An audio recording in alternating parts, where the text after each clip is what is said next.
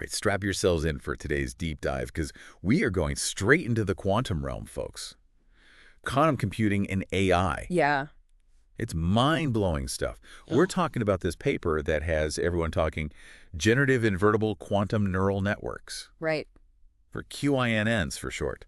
It's amazing. We're talking about, using the core of quantum mechanics to like potentially completely change traditional AI. Okay, I'm already a little lost. Yeah. So it sounds like we're going full-on sci-fi here. Yeah. Can you break it down for me? What's the big deal with these QINNs? So imagine you're trying to teach a computer to create something brand new, right? Like a picture that looks real or a really complex piece of music. That's generative modeling, right? That's it in a nutshell.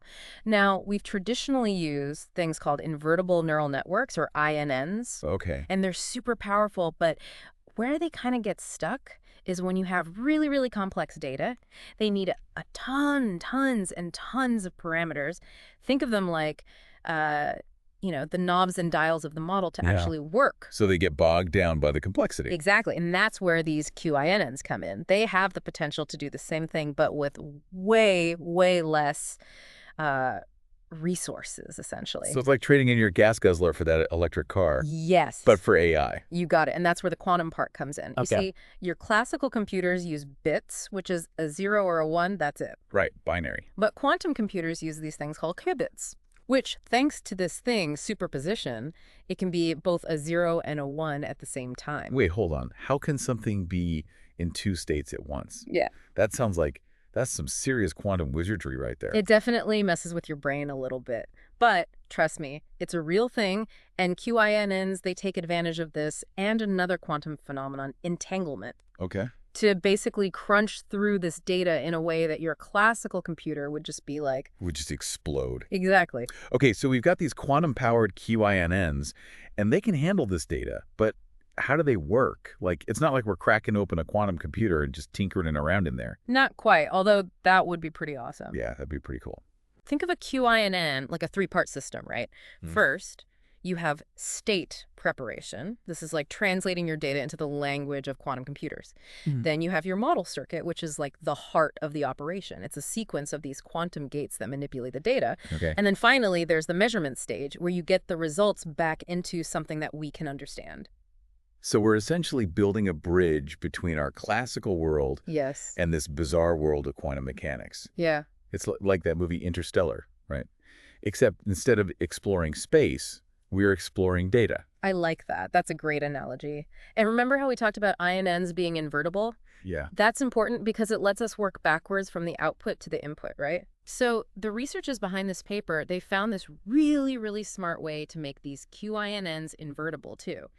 They added this thing called inverse state preparation, or ISP. It's like a rewind button for the quantum calculations. Okay, so we've got our data translated, manipulated, it's reversible. But why is this such a big deal? What can we actually use these QINNs for? Well, that's where things get really, really interesting because one of the most promising applications is in particle physics. Okay. The researchers tested their QINN using real data from the Large Hadron Collider. Oh, yeah. The LHC. The giant atom smasher. The one and only. The one that's always in the news for, discovering a new particle or breaking some law of physics. Right. And the data from the LHC, it's massive. Yeah. It's complex. It's perfect for putting the QINN through its paces. We're back. And I got to say, my head is still spinning a little bit from that last part. Quantum computers. Right. Analyzing data from the Large Hadron Collider. Right. It's like we're living in the future. I know. It's pretty wild. And the thing is, we're just getting started. What's really remarkable is that they didn't just, take the QINN and throw it at any random data from the LHC. They focused on a specific process that's like gold to a particle physicist. Okay, you're going to have to elaborate on that one for me. Yeah. What's this special process and why is it so important? So they focused on simulating the creation and decay of this thing called the Z boson. Now, the Z boson is a fundamental particle. Okay. And physicists, we use it as like a benchmark, right? To test our understanding of how the universe works at its most basic level. So it's like a measuring stick for the laws of physics. Exactly, you got it. And simulating this process accurately, it takes like a deep, deep understanding of those laws, and it takes a lot of computing power. Okay, I'm starting to see where you're going with this. So they basically set up this QINN to recreate what's happening inside the Large Hadron Collider. Yeah. in a simulation.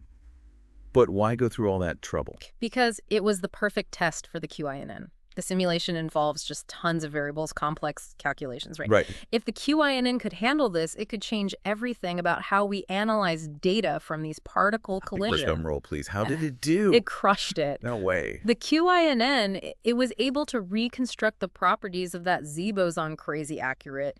And here's the real kicker. It did it using way, way fewer parameters than a classical INN.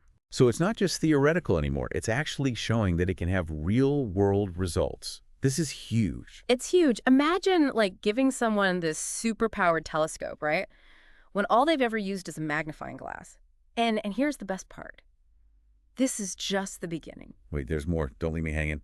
What else can these QINs do? Well, for one, imagine the possibilities in medicine. Okay. Right? Drug discovery is so slow, it's so expensive, but with QINNs, we might be able to design and test new drugs all inside a computer. Oh, wow. With incredible speed and accuracy. So instead of spending years and millions, billions of dollars in a lab, we could potentially find these life-saving drugs faster and cheaper. That's exactly it. We're talking about curing diseases that right now are just so difficult or even impossible to treat. That's incredible. Yeah. But it can't stop there. Oh, no, no, no. Think about finance. QINNs could be analyzing market trends, finding those weird things that are happening, managing risk, and all with like this crazy level of sophistication we've never even thought was possible. Wow. It could change everything for investors, for the entire global economy. Wow.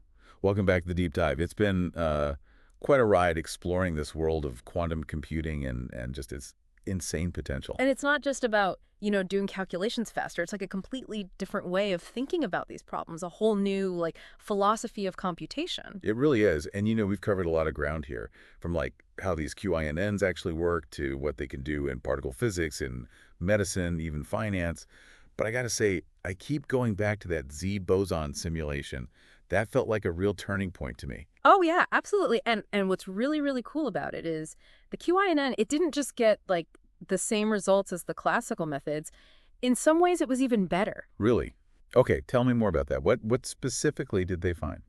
So they looked at how well the QINN could figure out the Z boson's mass, like how heavy it is from the data in the simulation. Right. And get this, it got pretty much the same accuracy as a classical INN, but it used way, way fewer parameters. So similar results, way less effort. That's huge. Huge, exactly. It's like, imagine you're trying to get through this like super thick forest, right? And you find this shortcut. You get to the same place, but like so much easier. And remember, this is a simulation about like a fundamental particle. It's complex stuff. Yeah. The implications for other fields are, it's pretty mind-blowing. It really is. It feels like this research has like opened a door to this whole new world of possibilities, But let's be realistic here for a second. What are the challenges? What are the things that we still need to figure out to really, to fully unlock the potential of QINNs? That is the question, right? One of the big ones is scalability. Right now, the quantum computers we have, they're limited in size and how stable they are. Okay. QINN they used for the paper, it was pretty small, relatively. To tackle the really, really big problems, we got to build bigger quantum computers. More powerful ones. So it's like we've got this, this amazing recipe for a meal, but we've only got this tiny little kitchen to cook it in. Yeah, that's a great way to put it.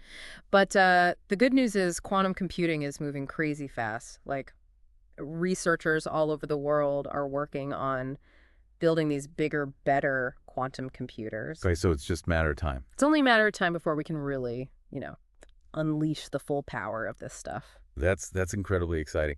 But even when we have these bigger quantum computers, I imagine there are still, challenges. Like, how do you translate these findings into something that we can actually use day to day? Oh, for sure. We still have a lot to learn about how to design them, how to implement them, these QINNs, for like specific tasks. And then there's, the whole thing of making them work with all the systems that we already have. But these are all problems that people are working on right now. Well, I don't know about you, but I'm really excited to see where this all goes. It feels like we're at the very beginning of like a revolution in computing, and the possibilities, they really are endless. I completely agree. This is just the start of something really incredible. And on that note, we'll wrap up this deep dive into the world of QINNs. We hope you found it as fascinating as we did. Remember to check out the show notes for links to the research and all kinds of other cool stuff. And until next time, keep exploring.